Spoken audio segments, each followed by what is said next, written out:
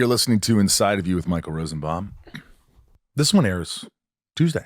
It does. Wow. Yeah. Feels like we did it a long time ago. Yeah. Oh, with the interview? Yeah. We did. Yeah. We do a good job stockpiling them. Yeah, it's good because you never know when you're going to leave town. I'm going to leave town. Yeah. That sort of thing. Thanks for listening today, guys. Thanks for tuning in. If you're an Anson Mount fan like me, we've worked together, we're buddies. I appreciate you tuning into the podcast. And all I ask is if you like the interview and you're like, hey, this is good, subscribe, write a review, and support the podcast. Keep listening. And if you want to go above and beyond, you can join Patreon and be a lovely patron who support the podcast at patreon.com/insideofyou. And there's so many amazing patrons, and they've created a brother and sisterhood. A lot of people become friends. There's different tiers. You can even be on the show. So take a look at it. Boxes for me, blah, blah, blah. Also go to my Instagram at the Michael Rosenbaum. And my link tree is cameos, all the cons we're going to in Smallville Nights, the Smallville Cruise, the Creation Con Smallville, and also Inside of You online store. If you want to get autographed lunchbox for me and Tom, and scripts signed, and ship keys, and check it out. A lot of really cool stuff. And you know it's authentic because it's coming from me. Mm-hmm. You know, it's not like you're buying a Funko somewhere and going, oh yeah, was that really Michael's signature? Because I see some and I'm like, I didn't sign that. But what are you going to do? Yeah, we got a great podcast today. Ryan is here. Mm-hmm. Ryan is now producing the Talkville podcast. Mm-hmm. And I think you're kind of figuring it out. I'm figuring it out. We've got, as of this recording, we've got 4 under our belts. 4 under our belts. And you're going ahead of the game, getting stuff done. Trying to, because I know once we get the edits in, then it's going to be sort of a little bit more hectic. Yeah. But also I went to the Superman premiere. Yeah. And I had a great time. Saw a lot of my friends who were in the movie. Mm-hmm. And proud of James Gunn. Mm-hmm. I think people are going to really have fun with this. I think it's a lot of fun, action-packed, some heart, a lot of heart. And, Tom is always my Smallville Clark Kent. He's always my Clark Kent. Mm-hmm. But David Cornsweet, that man is Superman. Was freaking Superman. Uh-huh. He is awesome. Mm-hmm. And I think Nicholas Hoult does a great job. I think, he's great actors. Rachel Brosnahan, yeah. Great. You know who really stuck out too is the guy who played Mr. Terrific. Yes. He was great. Eddie. Yeah. Yeah. They're all good. Maria Gabriella, who was the evil, worked for, she was like running and had the blades in her hand. And Nathan Fillion was great. Everybody was really great. Mm-hmm. I had a really good time. And everybody's like, are you in it? I'm like, well, I'm underwater and I say 3 lines, but you don't see my face. Did you hear me underwater? No, you weren't paying attention. No, but it happened so fast. But when I went back through IMDb and I saw that you were one of the voices, I was, I was sad that I missed James it. James asked me, people were like, is he putting you in Superman? And then the last minute when the movie's done, he's like, hey, will you come in and do this voice? Some of my friends are doing it. I'm like, yeah, sure. So I did it. It was fun. You know what's funny is I'm so entrenched in Smallville when I saw Superman. The whole time I was thinking, that's not what it's like. Like I finally got like what people in the who are into the comics are like. I'm like, because I have like a different entry point, and so like it's on sort of like the new Superman to prove it to me now. And I was like, let's see, is this how true to the story are they going to be? Yeah, and it was slightly different, but that's something you sort of have that comes with it. Territory. Yeah.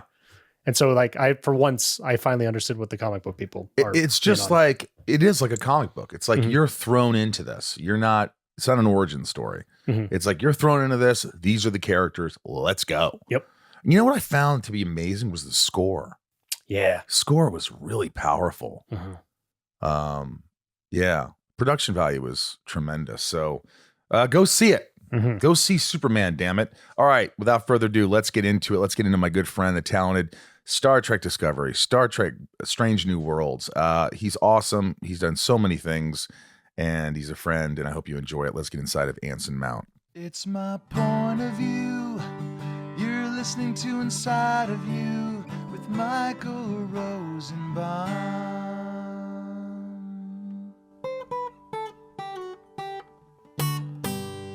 Inside of You with Michael Rosenbaum was not recorded in front of a live studio audience. Dude, how are you? I am doing pretty good. It's What are these pictures behind you? Like casting pictures? Are you casting something? Yeah. No, this is our cast on Strange New Worlds. I'm in an office here in the production offices. Well, they're blurred, so you can't really see their faces. Better for me because they're all really handsome and gorgeous. So I mean, how is it going? I mean, you are you done filming or are you just filming now? No, you're not. You're filming. no, we're a little more than halfway done for the season. How many episodes? 10. But these take like these episodes shoot long, so it takes us about 6 months to do 10 episodes 6 months of Canadian weather. Where are you filming? Toronto. And where do you live now? Nashville. Do you get to go home at all? Not so far this season. But I bring my family with me, so don't really need to. But that's going to change soon. It's because my daughter's starting school, and I'm going to have other jobs to go to, and so that's all. I don't think I've really hung out with you since I became a father, have I? No, you haven't. Yeah. Well, how has that changed you? What would you say to someone who's thinking of having kids? I've been asked this question before. And I would say, if it's a man, I would say get ready to be the number 2 for the rest of your life, because you're no longer going to be her focus, and you're never going to be your child's focus. I wouldn't say what everybody told me, which is like, get ready. It's gonna be really hard at first, and then you'll get into it, but it changes your life. It changes your life in every way, and you can't prepare, but your whole life is going to change. Yeah, of course, your life changes. But what they don't tell you is that there's nothing to sweat about, because your connection with this being that you just brought into the world is so strong that you will move mountains, right? It changes you. It doesn't just change your life, it changes you. It makes you stronger. Changes your priorities, makes you stronger. It makes you want to do the best possible thing all the time. It's like I was raised Episcopalian, right? And the the Anglican view on things is very different than any, let's say, more evangelical denominations. And the Anglican view on sin, and this is just as an example, I'm not trying to preach, but just an example of what I'm talking about, is not that there's this litany of things that are no-nos that the God doesn't like and the devil likes. That's not the definition of sin. The definition of sin is anything that gets in the way of you living your life to its fullest potential and realization, right? And so you can do whatever you want. You have freedom of choice. You can be the father that wants to put work before their children. You can do it any way you please, right? Within the limits of the law. What do you want that to look like, and how is that going to square with your vision of yourself as a father, right? And so it ends up making you want to do the right thing all the time. It includes, life habits, like when you go to bed, like not drinking as much, keeping a journal, just the things that are probably going to help you live longer anyways. Right. Wow. And it comes, for me, at least it comes at, and not to say I haven't struggled, but it comes eventually at little effort, because you want to get up in the morning to be with your child for breakfast. You don't want to miss that. Right. Because it moves so fast. But you have responsibilities. I mean, your responsibility is raising this child and, all that. But like having work and being the lead on a series, you can't just wake up and go, you know what? I'm not working today because I want to be with my child, because that's how I feel. there's none of that. But no, of course not. Of course, no, of course not. It doesn't mean that you get to shirk your responsibilities. That would actually be making you into a person that would set a bad example for your child, and it would get in the way of you providing for your child, right? But you do start thinking. Time takes on a whole new dimension. You're not just thinking of the next few weeks. You're thinking in terms of different scales, and so you end up trying to organize your life to the extent that you can have both. Possible. Are you more patient? Yes, that's a big one. I used to be the most impatient person. Still am sometimes, but I'm getting better at noticing when I'm turning into that jerk and shutting it down, because you can't jump to that with a child, because for the first like few years, first of all, they're not going to understand, right? And you're going to be damaging your they're going to be relating to you from a place of fear. I can understand that. It is the worst feeling in the world when you win something over your child and it changes their mood for the worse. It is horrible. Yeah. I can understand so that. We've decided that we kind of want to raise our children by being their best friend, with a good sense of where the guardrails are, right? And to help make the right choices, and say, you can always you can talk to us about anything. Just don't be that parent who's like, it's okay if you drink when you're at home as a teenager. No, because I had friends growing up in Indiana. I know you had friends growing up where you grew up, and there were certain parents that are like, yeah, you guys can drink as long as you're in my, No, it's you want to be the kind of parent that's like, oh, not that. Are you crazy? Get the hell out of here. Get a beer. You want to be able to say, that was my dad. Why do you feel like you want a drink right now? And like, what's that coming from? And okay, well, you can start to be that kind of person that day drinks. And let me explain to you what that's going to look like in 10 or 15 years. Yeah. And then help them make the right choice. I listened to a very interesting interview with Walton Goggins. Do you know Walton? Mm-hmm. I don't know him really well or anything. I've met him once. Right. He's a dad. And the interview asked him, he was talking about how he's never had to truly discipline his kid. And, but there were times when he was being a jerk and not wanting to participate in family activities.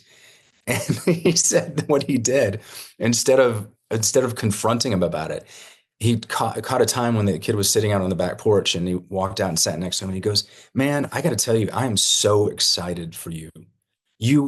This is a really exciting moment in your life. And this kid was like, what do you mean? It was like, this is the moment where you get to decide the kind of person you're going to be.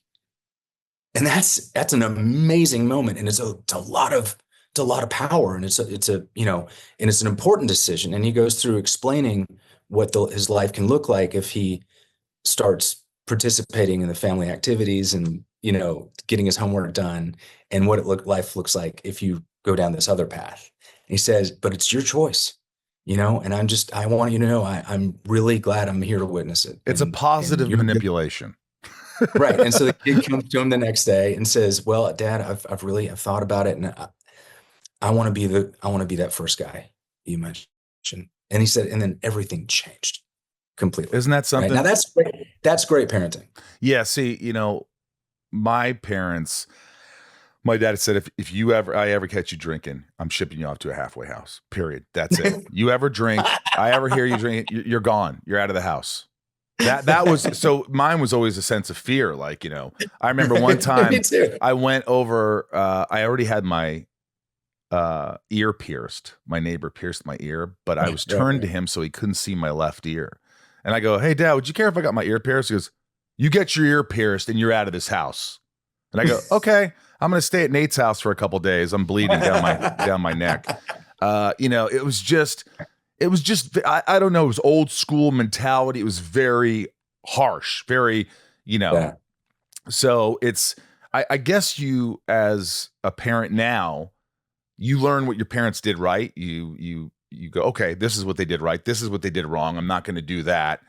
And you try not to make the mistakes that you hear a lot of parents make. I mean, it's very hard in the sense that it's a huge undertaking and responsibility to be a father. And you have to know what you're getting into. And you have to know that, my mother, when she had kids, she still wanted to be the center of attention, and the child needs to be the center of attention. When you have a kid, the kid becomes the focus, not you. And she didn't do that. So it was very difficult being raised by, my dad's always working, my mom's, cruising You had around. to fight for the focus. Oh, yeah. Hence, actor. Yeah, hence actor.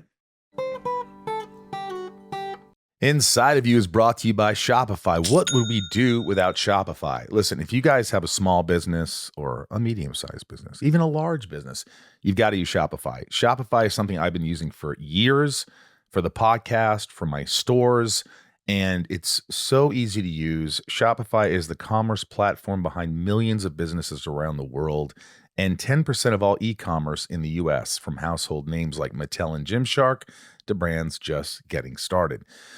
When I tried to look at it for the first time, the dashboard on Shopify, I couldn't believe how easy it was because, at first I had t-shirts or pictures autographed, and all you do is take your picture and upload it, put a description, and you're pretty much done. You put the price, how many you have, it's all right there.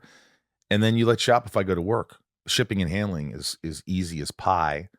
I'm telling you, if I could do this, you could do this. You could check out the analytics, see how a product's doing versus another product, or how you're doing from month to month or year to year. Shopify is amazing.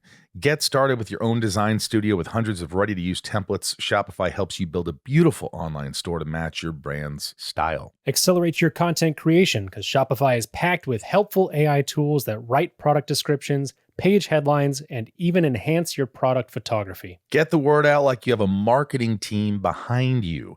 Create emails easily and social media campaigns wherever your customers are scrolling or strolling. And best yet, Shopify is your commerce expert with world-class expertise in everything from managing inventory to international shipping to processing returns and beyond. They really are amazing. If you're ready to sell, you're ready for Shopify. Turn your big business idea into cha-ching with Shopify on your side. Sign up for your 1 month, $1 per month trial period and start selling today at shopify.com/inside. Go to shopify.com/inside. Once again, shopify.com/inside. I've really noticed how much workplace stress has been rising lately. I just talked to my friends and, it's stressful. Work can be very stressful. Your emails piling up, back-to-back meetings, and that constant pressure to keep up. Summer might be the perfect time to pause and take small steps towards your wellness. Personally, even just sitting in the sun for 15 minutes or hitting the incline on a treadmill helps me reset. With over 30,000 therapists and more than 5 million people served globally, it's incredibly easy to fit into your schedule. You can meet with a licensed therapist right from your phone and even switch therapist anytime. It's that easy.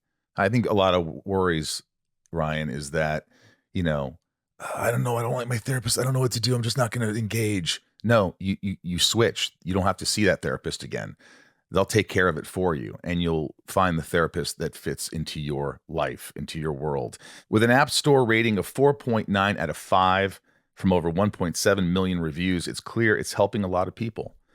Therapy has helped me. It helps Tom. It helps Ryan. It helps everyone. Just talking to someone and getting something out of your system, someone who could objectively talk to you, who's a licensed professional, who could guide you in the right direction.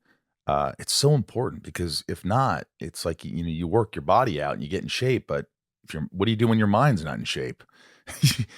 You go to therapy. And I promise you, by going to therapy, you are going to get better.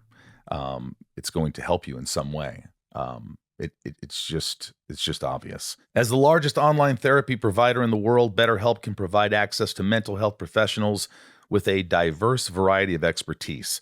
Our listeners get 10% off their first month at betterhelp.com/inside.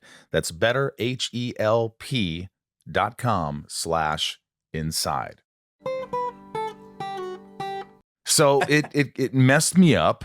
And, you know, and I think I haven't had children because of such a fear that I'll fail them and a fear that they, you know, I wouldn't be good enough. So all these things you probably have a lot of these thoughts before you're a parent, even while you're parenting, like not wanting to mess up. And how do you just sort of, are you able to just now hey, I've got a great wife. She's a great mom.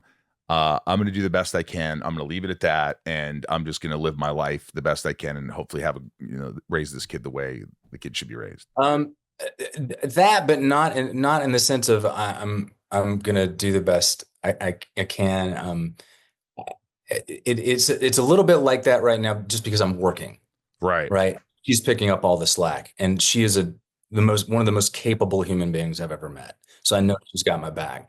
But no, it's like this is part of the reason you have a partner too, and it's so great to be in a good communicative marriage, is because you're always aware of where you can improve. Yeah, right? You're always aware of where you can get better at things, even if she's not like saying, "Dude, I need you to pick up the slack here." It's just clear in your interactions with them. You end up knowing this person so well that it ends up.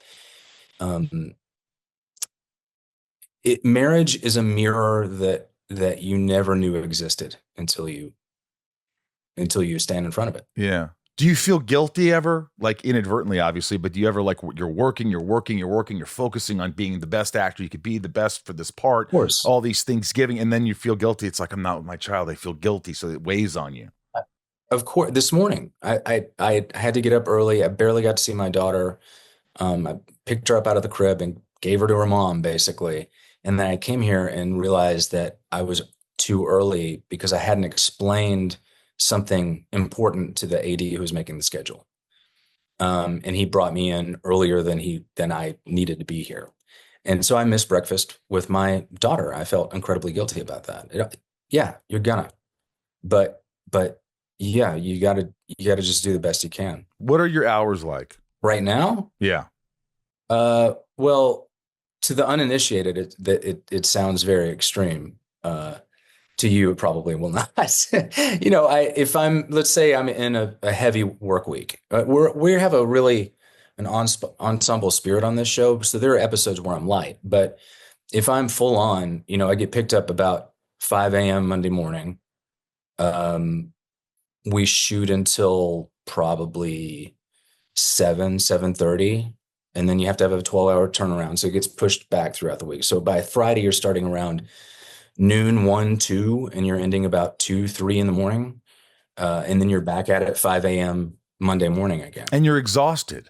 How many times have you been so exhausted that you're like, I can't do this. I just can't. I need to sleep. But you have to get up and you have to engage. I guess you just do it, don't you? We do this because look. Getting to do what we do is just, it's cool. It's very cool. And we are very lucky. You love it. I do. Absolutely. You love acting. It's something that you think you'll do forever. Acting and production. Yeah, I think it is. So in that sense, it's not as hard. I'm up if I'm working. Like if I'm not working, it's hard for me to get up with the alarm clock. When I'm working, I'm out of the bed. I'm getting stuff done, getting ready. Even if I'm working on, 5 hours of sleep. It's this when you get into the slog of it and you're really ready for a break. What keeps me going is the crew. I can't be late and phone it in because it's a disappointment to them. And it's a disrespect to people who who work harder than I work, whose easiest day is harder than my hardest day. It's amazing how much harder the crew works, how much longer they're there, how they can do this day in, day out, and not And complain. literally physically how much harder their work is. Oh yeah. Sometimes. How have the fans reacted to Captain Pike? Great. It's without a doubt the strongest reaction I've had from anything I've ever done. Were you worried in the beginning? Yeah, I was more worried about coming into Discovery, the previous show, in its second season, because I'd never really been the new kid before on a show. And it's hard to be the new kid, but they were great and brought me right into it. And I had there's so little to go on with the character because there wasn't a lot of material on the character at that time. That I just sort of had to trust the writers, and a character ended up being somewhat close to my skin. But I got through it pretty quick. Was there a concern that because when I was doing Smallville, I didn't have to look at Instagram and see people bashing Lex Luthor and what is he doing as Lex Luthor? And I didn't have to worry about that. At least there was no instant reactions, Instagram wasn't around and all that. But with you jump into this role, and I'm sure you typed a little bit and wanted to see what some of the reactions were. Sure. Did they embrace your character pretty quickly? Yeah. Yeah. It was, I mean, the producers had been planning on,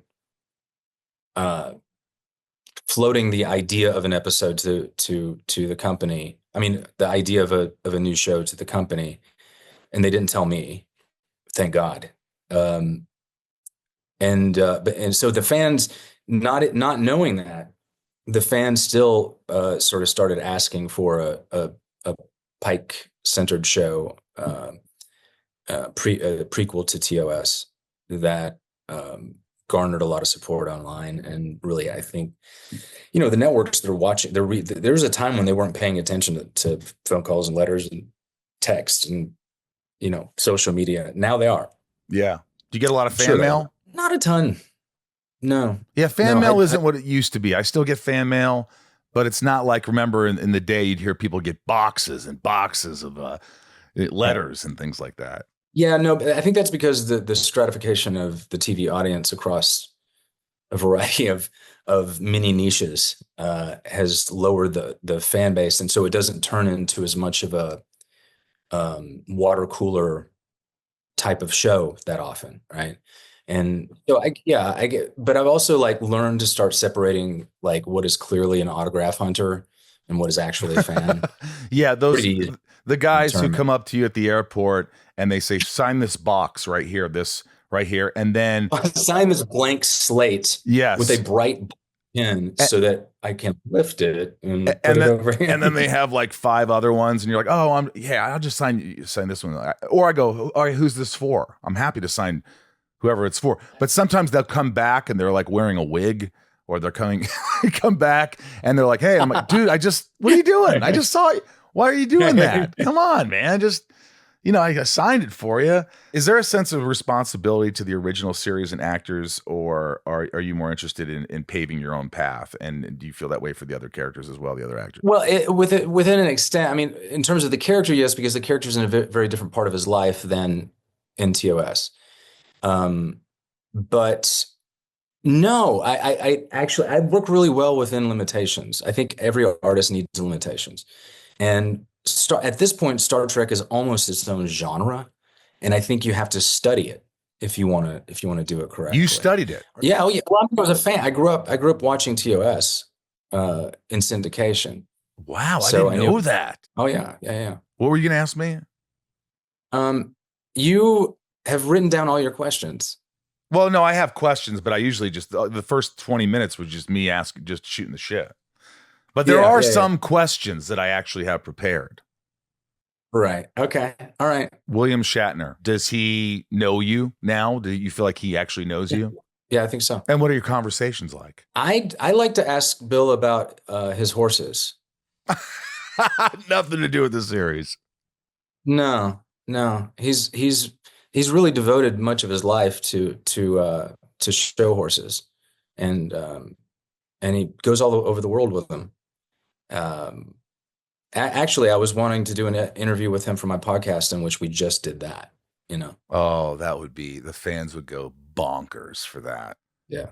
Do you want to be doing what William Shatner is at 96 years old? Going to space, doing things, still working, still going to cons? Or do you think, I mean, I could only pray for that much energy at that age. He's an anomaly. He's a force of nature. It's unreal. It really is. I can't explain it, but he's always been really kind. Every time I go to a convention, he's reading or he's on his tablet. He's in his own world. You know, he's pleasant, but if you talk to him about stuff that he's interested in, he's engaging. But if you get, hey, if people are like, oh, can I get I'm a fan. It's like, yeah, okay. You know, he'll just do it. And it's very, as a matter of fact. I've been to a couple of things where they just put him out on a stage with a folding chair and he just starts talking. And he'll talk an hour straight and have the audience captivated. What will he talk about? He can turn it on in front of an audience like you would not believe. Anything. He talks about what he's reading. He starts off with that, you know, and then it just blossoms into all this stuff. And he's there. Great. He's like, you know, a lot of, you know, you get in your 90s, you forget your trend. He's pretty on. Yeah. It's pretty amazing. Inside of You is brought to you by Rocket Money. Hey, guys, stop what you're doing. Don't fast forward, because Rocket Money, honestly, is the app that's going to save you money. It saved me money. It saved Ryan and millions of other people. Rocket Money is a personal finance app that helps find and cancel your unwanted subscriptions, monitors your spending, and helps lower your bills so you can grow your savings. We talk about this all the time.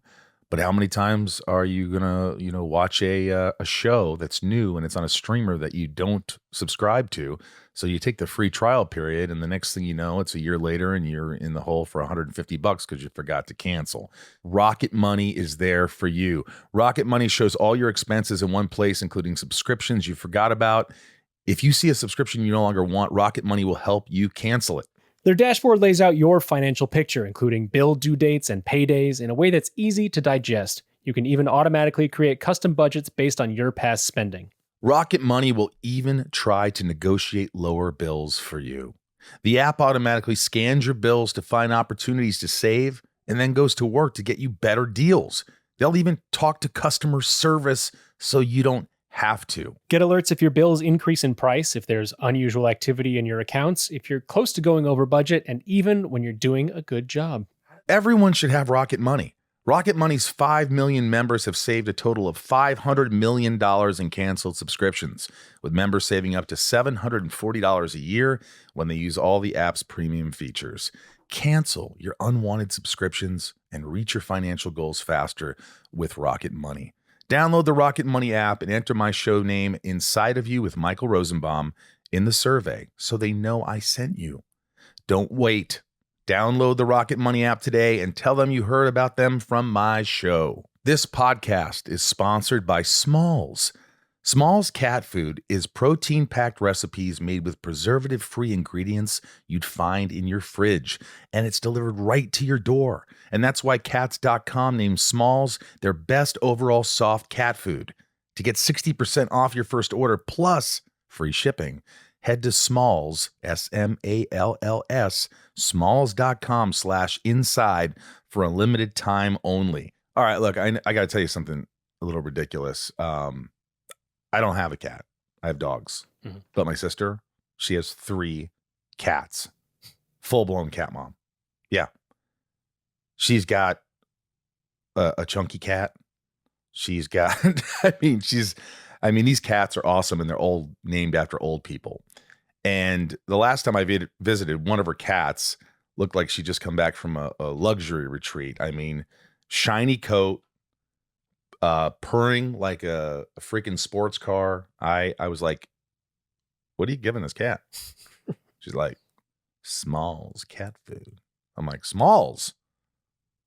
Really? It's amazing what food can do. Healthy food, better food is going to make you feel better, look better. And there you go. these guys are pretty amazing. 88% of cat owners reported overall health improvements after switching to smalls. And that's a big deal because animals, my animals are so important to me. They're family. And so if we're worried about what we eat and we're trying to eat healthier, shouldn't your animals also eat healthy and live longer? The team at Smalls is so confident your cat will love their product that you can try it risk-free. That means they will refund you if your cat won't eat their food. So what are you waiting for? Give your cat the food they deserve. For a limited time only, because you are an Inside of You listener, you can get 60% off your first Smalls order plus free shipping when you head to smalls.com/inside. That's 60% off when you head to smalls.com/inside plus free shipping. Again, that's smalls.com/inside. Let me ask you, how did you feel? This is a personal question. You can answer it how you want or not, or we can cut it. But how did you feel about the negative criticism over the casting of Adrian Holmes as Captain April, a character that had previously been shown as a white man in the animated series? Pissed me off. Yeah, it really pissed me off. And really felt disappointed in at least a few people's lack of is really that as deep as character goes for you? It's just, and so I actually reached out to Adrian when that happened and told him that there were never any conversations like that on this set, and they never will be, and that we think he's doing an amazing job, and he did, and he does now. Yeah, he's amazing. I love Adrian. Yeah, he's a good guy too. Yeah, it's amazing how people go there. It's like, really, in the world we live in now, you go there? It's like, what world are you living in? It's gotten, the culture wars are so bad that it's gotten to the point where if you cast a black actor in anything, somebody's going to scream woke, right? Just doing that they are now convinced that the world is out to get them, right? And that it's all a product of a some sort of like social war being instigated by, I don't know, people who cast shows. It's just. Yeah. Look, how about you look at the acting and the person and the character they've created and the job they're doing. Look, do you ever you seem like such a, I've known you. I've never seen you lose your shit really. You're very, as a matter of fact, you get, you're very direct. You're very direct with people. I haven't seen you lose your shit, but do you handle pressure pretty well and stress? What does it look like? Someone looking on the outside in at you when the pressure escalates and the stress escalates, and what are you feeling and what do you do about it? Much different now than when I was in my 20s and 30s. As I think I alluded to it a little bit when I was talking about the ways you change when you have a child. Yeah, you can't be impatient. And you end up realizing that it just doesn't get you anywhere. I don't know. I'm better at recognizing when it's coming on, right? I'm more present in that way. And knowing now what I know, being able to just step away and force myself to breathe and put things back in perspective. It's why you never email somebody when you're mad at them. Don't ever do that. Like historians have found letters from Abraham Lincoln to other people in the government.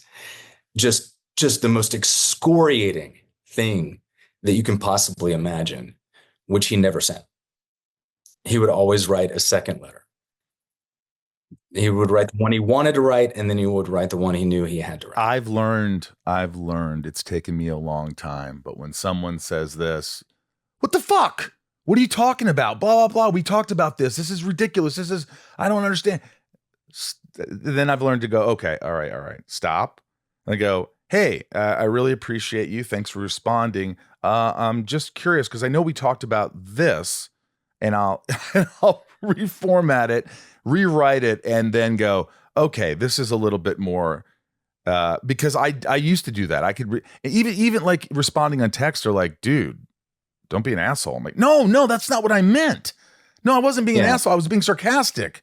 Everything gets, but this is what's driving social media.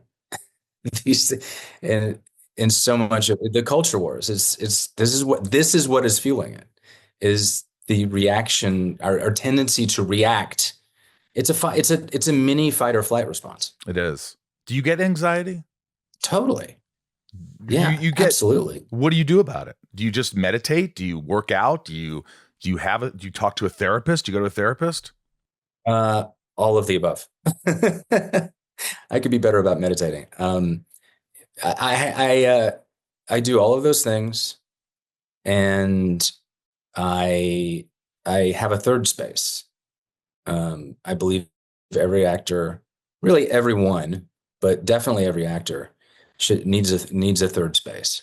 It's like when I was teaching, I would tell my students, I'd be like, you have to have something other than acting that is just for you, right? And relationships don't count.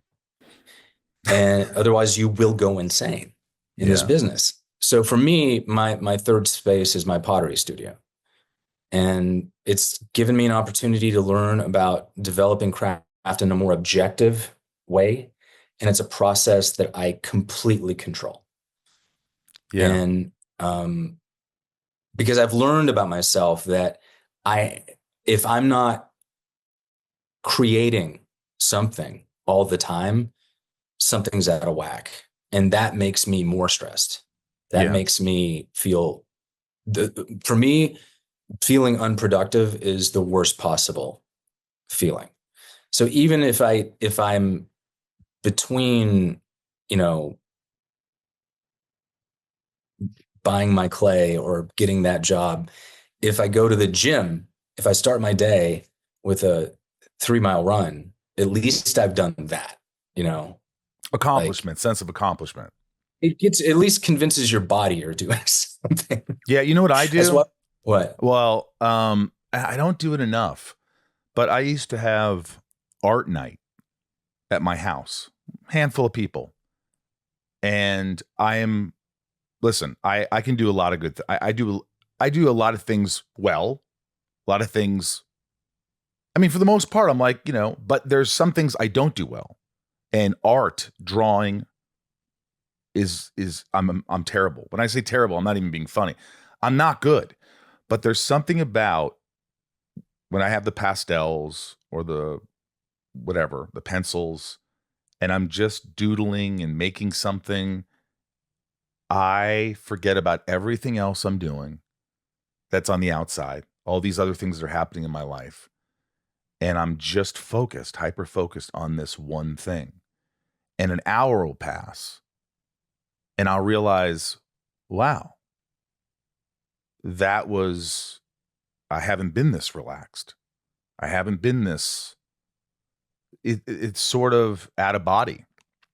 And I don't do it enough, and I know it works. And so I can relate when you talk about, getting your clay and doing all these things. Is that what happens? It's sort of a meditative state, if you will. Oh, absolutely. Absolutely. It, the amount of focus that it requires, to turn a piece of earth into a work of art. It also gives me the thing that we don't get as actors. They say that this has actually been clinically proven that people who work with their hands and making stuff, they pump more endorphins than the rest of us whose work is more ephemeral, or we don't get to see it for a year or whatever. I believe it. Like us, we shoot a scene, we're inside it, so we don't see it. And then it goes off to the editors, and it's, you end up at the end of the day with nothing literally to show for your work. And it fills in that gap in my life. Do you, are you able as an actor to walk away from a scene and let it go? Are you ever like, I don't think we got that, I want another take? Or you think about it obsessively? I don't think I was ever bad about it in that way, but I've gotten even better at it, just because I think being involved as a producer sort of put that hat on, and 9 times out of 10, when you ask for that extra take, they won't use it, or it's not as big of a difference as you thought it was, you know. Yeah. And I'd rather get us, you know, the crew is there long enough as it is. So if it's a usable take and you're decently happy with your performance, just move on. Move on. What can fans expect from this season? Season 3, they're so serious about this stuff. Well, let me ask you this: did they step it up? Is there some twists and turns and character? Is there a lot of things to look forward to in this season? Yes, there's character development in some areas that has not been before, and there is we keep pushing ourselves in terms of how out on the limb can we get, and Akiva Goldsman and Henry Henry Myers, the two showrunners, they keep saying Star Trek can be a lot of things. So our conversations about future episodes begin usually in genre. And we talk, what genre we've not done? What do you want to, what genre do if you always wanted to do? And it's a really smart way to work, because that you're especially towards the end of a season, you're really trying to still tap into your cast's excitement and sense of mischief. And it's really provided that. Is there anything shocking in season 3 that the audience will just sort of go? There's always something shocking. There's always there's a holy shit moment. Yeah, many few of them, I think. Many holy shit moments. Yeah. Do you ever feel like when you're filming a scene, because as I know as actors, we always want to make things as good as they can be, heighten. Mm. Do you always try to? Are there ever some gems where you're in a scene and you read the scene, you're like, this is what it is, but something bigger comes out of it? It's the best when you're discovering it in the moment. And then there will be those times where you walk away from the scene and you go, oh God, I can't believe I didn't think of that. And you have to let it go. You have to move on. Right. Yeah. That's why I try to be as prepared as possible. It's like Tom Hanks said something interesting in an interview clip I saw with him, when he said, as some student had asked him, do you have any advice for someone who's never been in the business but wants to go into it? And he said 3 things. Show up on time, know the text, and have an idea, right? And knowing your lines and knowing the text are 2 completely different things. And that actually feeds into having an idea. Don't show up on a set expecting the director to answer all your questions, right? He's not there he or she is not there to enliven you. You're there to enliven each other. So you got to come in with an idea of what the scene is about, where it fits into the overall architecture of the piece you're doing, and try to inspire everybody else around you. That's yeah, that was very good advice. I remember there's been a few times in my life where I'm shooting a scene and halfway through I go, oh, I know what this is about. Have you ever done that? Totally. You feel like a complete idiot and you're like, oh, totally. Now it makes sense. Yeah. And sometimes you do your prep and you miss it. And it takes being in the shoes of the character and going through it, and it hits you. But those can also be really magical moments. Sidney Pollack said, we rehearse to a point so that we can figure it out when the camera's rolling. We want the moment of discovery caught on camera. That's brilliant. I think that's pretty brilliant. Hey folks, it's me, Michael Rosenbaum. Listen, if you're a supporter of the podcast, if you're enjoying these interviews, we ask you if you can join Patreon. patreon.com/inside of you and help the podcast. It's a great way to build a community and friends, and there's a lot of benefits. There's different tiers. There's one where I give you packages every couple of months, a bunch of gifts, and write a note. You get your name shouted out on the podcast and much, much more. But most importantly, you'll be helping the podcast. So if you want to become a member of Patreon and support this podcast, that would be awesome. So just go to Patreon, Patreon, patreon.com/inside of you. And I really appreciate you. Thanks. When you look at your career, are you able to take a step back and say, I'm proud of myself? Oh yeah, all the time. Because I know a lot of actors, I know a lot of artists, a lot of people, they sometimes can't. They're insatiable. Oh, sure. Yeah, it was hard. It was harder for me to do that when I was basically I was living in LA, because you're surrounded by the competition at all times. Everywhere you turn around, there's a magazine stand with the faces of people who got the job and you didn't. Like you go to hire a gardener, and they're a gardener who specializes in actors' gardens. And guess what? Tom Cruise has a bigger garden than you, right? It's just like, it's inescapable. And I was also much younger at the time. So I was always comparing myself. Which is the worst thing in the world to do. Yeah, it's stupid. Why would you judge yourself against a different person's measuring stick? It doesn't make any sense. No, I'm definitely proud of myself and what I've accomplished. I'm not going to say that my life has been more difficult than, any teacher or soldier, but you have to stick through some pretty difficult stuff to do this. You've been through it. How long do you think Strange New World will go? Do you have any idea? Do you think, we're looking at 5 seasons? We're looking at, it's been, it's been bandied about. Maybe that's sort of the target. You don't really know, I don't think, until you get close to it. And we have to, everybody sort of reassesses at the end of a season what it feels like and where we want to take it. So we'll see. I'd be happy to continue for many seasons, but I'd also be happy to do something else, or it's just as long as I'm getting to play make believe at a high level, I'll be happy. Do you ever miss Hell on Wheels? And if they ever asked you back in your free time to do a 1 hour or 2 hour episode of Hell on Wheels or something, would you consider it? I miss it like crazy. Really? It was a chapter of my life. It was a full chapter of my life. I love working outside. I love working with horses. I loved working with all of the cast and producers and everybody on that set. I loved working with the network.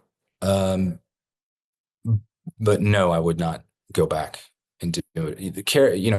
You've done your job when you feel like your character has deserved their rest. And it would be like grave digging to bring Cullen back. I wouldn't do that. You wouldn't do it? What was the hardest part of that series for you? I say I like to work outside, and I do. But the big stunt of that show was we were all days exterior. Even when we had interior scenes, those were just clapboard structures we threw up. That was not, we had no sound stage, nothing. We were out in a field in Alberta for 6 seasons. And so what's great about it is it talk about forcing your hand creatively. The weather in that part of northern Alberta is insane because you've got the weather system coming off the mountains and everything's sped up, right? So we would start days that would be sunny, and by the end of the first half of the day, we would have rain turning into hail. You have to hold up the tent so that the tent doesn't crash down with the weight of the hail, and then it turns back into snow. Then you go back to match what you just shot in the rain, and it's sunny again, right? And you have to figure out. We have a shot, and it's in the show. We have a shot of Chris Heyerdahl supposed to be walking up the hill to go menace some people. And we had a tornado touching down like a mile away, maybe a mile and a half away. And I said, guys, quick, just grab the camera. Chris, go down there. We know you don't have the blood on your hands yet, but we'll CG that in. Go walk up the hill. Just go down there, walk up the hill. And we caught the tornado touching the earth as he walked up the hill. And they used it. Yeah, and they used it. Insane. Yeah. But working at exteriors is always, people always dread working exteriors because it's usually night shoots. I have a feeling like Strange New Worlds, you don't do a lot of night shoots. We did. No, I'm wrong. Not a ton, because we were shooting. We would run out of. Most people worry about running out of light. We were worried about running out of dark because we were shooting in northern Alberta in the summer. So sun doesn't truly set fully past the gloaming until like 11 p.m. in the dead of summer. You're talking Hell on Wheels. Hell on Wheels. Right. Yeah. And then the sun would start to rise at like 4:30. And so we did night shoots, but not a ton of them because it just wore everybody out. What are you doing after this? So do you have a movie or anything set up after you're done filming, or you just want to spend time with your family? I'm developing a couple of different things. I'd like to be executive producing the next thing that I do. And doing it with people that I like. So, there's a couple of things sort of in the very early stages of development, some in a further along stage. And that would be great if I could just flow into something I'm producing. Yeah. I'd really like that. Yeah. Knowing the business, would you want your daughter to be in the entertainment industry, or would you are you hoping that she'll find something else? I want my daughter to do what's going to make her happy, but I just don't want to be an undue influence on that. Right. I don't want her to do it because she's seen daddy do it and it looks fun. I want her to really have a passion for it. I was, Ollie Hudson. Yeah. Oliver Hudson. Sure. So Ollie and I did a show together, and I got to know. So Ollie's, for the audience who doesn't know, Ollie's mom is Goldie Hawn and his dad is Kurt Russell. And I got to know the family while we were shooting because they were living in Vancouver at the time. And Ollie told me that when he was, when he was coming out of college, he went to his mom and he said, "Mom, I think I've decided. I think I want to try acting." And Goldie was like, "Oh, okay." And he was like, "So, is there anybody you think I should meet?" And she goes, "No." It's like, if you want to do it, do it. But you're going to do it on your own. Wow. Right? Which is such, now that I'm a father, I realize how much strength that takes to not want to fix everything for your child. Yeah. That is extraordinary emotional discipline. Well, you're helping them by, hey, go learn how to be an actor, study, get the skills, get the, Right. And if you really do it the right way and you go down the education studying path, you're going to find out real quick how much you love it or don't love it. This is called Shit Talking with Anson Mount. These are the top tiers. They have some questions for him. Go to patreon.com/inside of you. Thank you for supporting the podcast. Cicely says, when you got into acting, did you receive any advice that stuck with you throughout your career? I think it was my last year of graduate school. Somebody in the class asked a teacher who also works professionally, said, same question, like, what's the one piece of advice you would give us as we're moving into the business? And she said, buy good luggage. That's amazing. He's right. Yeah. That's like, he's right. That's like Betty Davis, an actress, once asked her, that whole saying, they asked her, what's your best advice? Can you give me advice? And she thinks for a minute. She goes, take Fountain. I think that was there's a couple of versions of that story, and I heard that it was actually I heard Betty. Lou it was Lou Wasserman, Oh, but really? Because nobody knows who Lou Wasserman. Fountain is right below Sunset, and it runs It's parallel it's with Sunset, so it's it's not quicker. zoned for shopping. It's just residential. So it's never in anybody's Yeah. mind. It's quicker to take And Fountain than Sunset. Everybody forgets about Fountain. Take So you Fountain. you got to get across town. You take Fountain. Raj, of course, Raj, you come up with this question. Tell me how you maintain that seemingly perfect balance of salt and pepper hair. I hate grooming myself, so literally nothing. You don't do anything with your hair. I put product in it, but I don't like dye it or anything like that. What No, about? I mean, I talked to him about maybe maintaining it when we started the show, and we just didn't. If you go back and look at the first season, or definitely if you look at Discovery, you'll see a change in my hair color over time. Well, for the But first, the men in my family started going gray in their 20s, and I did too. When I was doing Crossroads, they had to use mascara to color out the stray white hairs. You know, I only get gray hair here, just on my right here. Oh yeah, that's it. I get that too. Yeah. Suddenly you can't see your stubble, right? Yeah, exactly. Yeah. But do you have to shave mostly every day? I think it was Strange New Worlds. It was the first episode when you had a big beard, right? Right. And that was my pandemic beard. I loved it, and that's a real beard. Yeah. That beard was epic, dude. You on the horse. I was so ready to shave. I had it for so long. So ready to shave. What a beard. I'm still in awe of that beard. Thank you.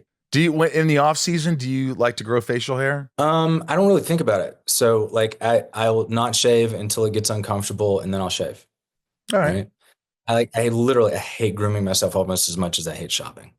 I like shopping. I'm 52 and I still like going to the mall every once in a while. We did some great shopping in Salt Lake City. You remember that? Those thrift shops were insane. Dude, they were epic. And we did Pool Hall Junkies. Yes. And you know what? I have to say, we've talked about this before, but people always come up to me about Pool Hall Junkies and how much they love that movie. It was like a cult movie. Dude, when I do conventions, like people come up with the DVD all the time for me to sign. Isn't that something? Yeah.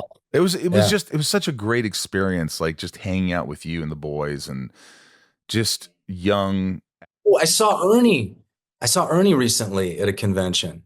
Yeah, I've seen him not that long ago. He looks the same. He's doing great. Yeah.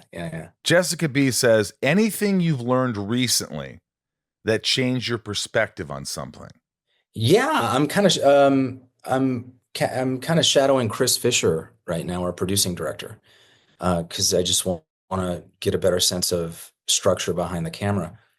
And he's been teaching me about his prep process, and having to force my mind out of the scene and to look at it literally looking at the diagrams of the stage from a bird's eye perspective. That's the first thing that you do, right? Oh, and trying to figure out where the CG ends and the actual set begins, and what you can get away with on the AR wall and what you can't, and limitations there.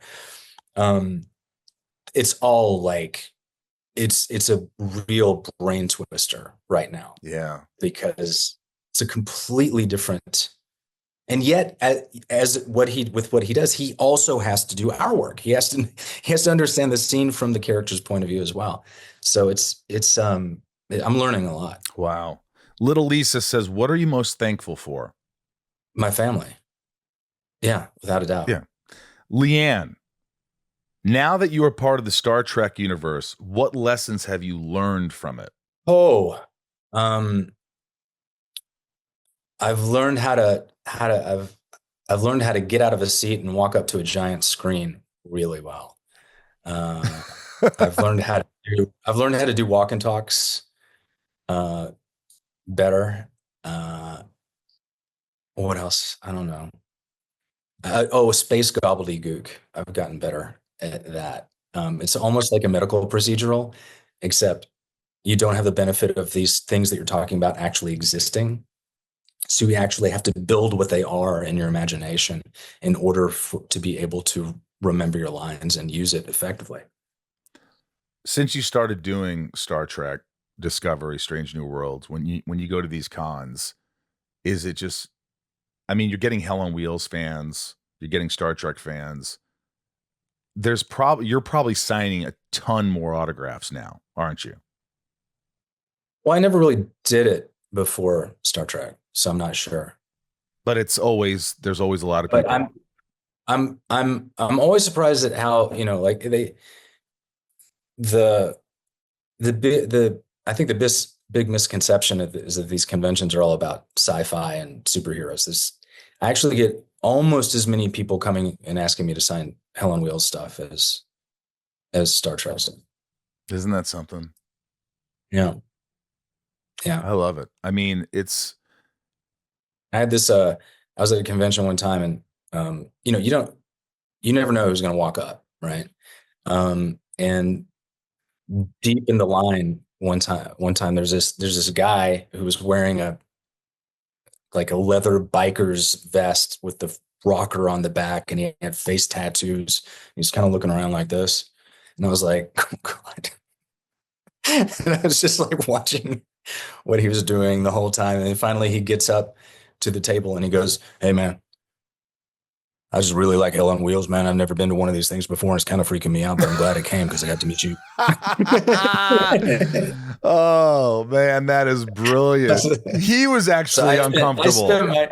I spent my time talking to him because he was, you know, he showed bravery by stepping out of his regular element. You know, my favorite memory is a fan waiting in line for me, and then finally getting up, and he doesn't want an autograph, doesn't want anything. He just goes, "Gene Hackman's the best Lex Luthor," and I go, "Fuck yeah, he is. I agree." And he goes, "Oh, okay," and just walked off. He wanted to wait in line just to tell me that Gene was the best, and I was like, "I agree. He's my favorite." And he was just like, "All right." It was just weird. Dude, this is always a treat. It's been so long. I wanna meet your daughter. I wanna hang out with you. I know you're crazy, but maybe when you're done filming. I just come to LA. What's that? Maybe when you're done filming, we could rendezvous. I don't make it to LA anymore because we're sort of, you and I are both kind of post audition. You know, you reach that age and they kind of know whether they want you or not. Yeah, or you do a Zoom, or you do a you put yourself on tape. And or people something. are just leaving LA in droves. I'm sure you're seeing. Yeah, I mean, a lot of my friends have moved to Atlanta, Austin. Some people are considering Nashville, Oregon. Like, there's just a lot of my friends are going, and you know, I've definitely thought about it. I won't be here forever. You know, I'll be 53. So instead of stressing about it, I think I'll know when the time comes. Like, you know what? Let's go somewhere else. I'm actually not going to be surprised the day that we hear about a major studio or network saying to themselves, "Why are we paying for an entire zip code of lot space when we could be in 2 floors of office cubicles in Atlanta?" I think it's already happening. I mean, the only thing that's still shooting there is what sitcoms and game shows. Yeah. Well, because it's so difficult. It's so difficult to shoot here, and they don't give you any breaks, and they make it so hard for a filmmaker to film here. And they wonder why everyone films abroad, and it's getting harder by the day because you're losing your props houses, you're losing your costumers, you're losing all the key people. Yeah. Well, look, man, I love you. I always will love you. I'm proud of you. Thanks, man. All right, man. It's good talking to you. Love you, Anson. That was great. Great having you. Always great having you. And I want to do your thing too. I know you asked me to do it, and I know you're busy as hell. So, but thanks for listening today, guys. You know, that was a lot of fun. And you know, the patrons who support this podcast, again, I really couldn't do it without you. I think you know that by now because I say it every episode. But go to patreon.com/inside of you, become a patron, support the show, give back if you can. And Yes. Let's talk about this. Let's read out the top tiers. These are the folks that give the most to the show. And without them, where would I be? Where would you be, Ryan? I don't know. I don't know. Would not be here. We would be unemployed. Nancy D, Little Lisa, Yukiko, Brian H, Niko P, Rob I, Jason W, Sophie M, Raj C, Jennifer N, Stacey L, Jamal F, Janelle B, Mike Eldanzsupremo, 99 more, Santiago M, Leanne P, Kendrick F, Belinda N, Dave Hull. Hello, Dave Hull. Brad D, Ray H, Tabitha T, Tom N, Talia M, Betsy D, Rhiannon C, Michelle A, Jeremy C, Mr. M, Eugene R, hello, Monica T, Mel S. Brian, read some of these great people's names, and I'll just smile. Eric H, Amanda R, Kevin E, Jor-El, Jammin J, Leanne J, Luna R, Jules M, Jessica B, Charlene A, Frank B, Jen T, April R, Randy S, Claudia, Rachel D, Nick W, Stephanie, and Evan. Stefan. Charlene A, Don G, Jenny B7, 6, NG, Tracy, Keith B, Heather and Greg, Grether, Ellie K, Ben B, Pierre C, Sultan, Dave T, Jeff G, Brian B, T-Pal, Jack M, and Gary F. Gary's cool as F. And Jack M. M good. Thank you for supporting this podcast. Thank you for listening to the show. Hopefully you got something from this. And you'll tune in next week. We have a great guest. You're going to really enjoy it. Who's our next week's guest? Marina Baccarin. Marina Baccarin. We did Back in the Day together. She's Deadpool. So many. We won't get into that. But join us next week. She's amazing, and you'll have a lot of fun. So tune in, and we love you. And from the Hollywood Hills in Hollywood, California, I am Michael Rosenbaum. I'm Ryan Tays. I'm here as well. Yes, he is. A little wave to the camera like we always do. And thank you. We'll see you next week. Be good to yourself.